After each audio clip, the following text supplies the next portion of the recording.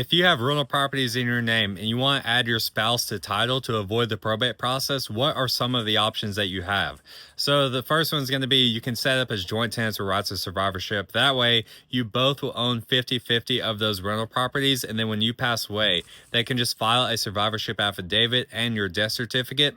And then your half of the properties will automatically transfer over to them. And at that point, they will own 100% of all of those rental properties and they will be able to avoid the probate process completely. Option two is going to be you can put the properties inside of an LLC. That way, you and your family and your spouse, when they are a surviving spouse, they all have, you guys have asset protection from any lawsuits coming after those rental properties. That way, those lawsuits cannot take your personal home, your personal investments, or anything like that because that lawsuit is isolated to that LLC. And then you can make the ownership of the LLC, so the LLC membership, owned by the revocable trust. And so when you pass away, the LLC stays inside of the revocable trust, avoids the probate process, and gets passed down to your surviving spouse. Another way is going to be putting all of the properties inside of a revocable trust, avoiding the LLC completely. The problem with this is you don't have any asset protection from any lawsuits coming after those rental properties.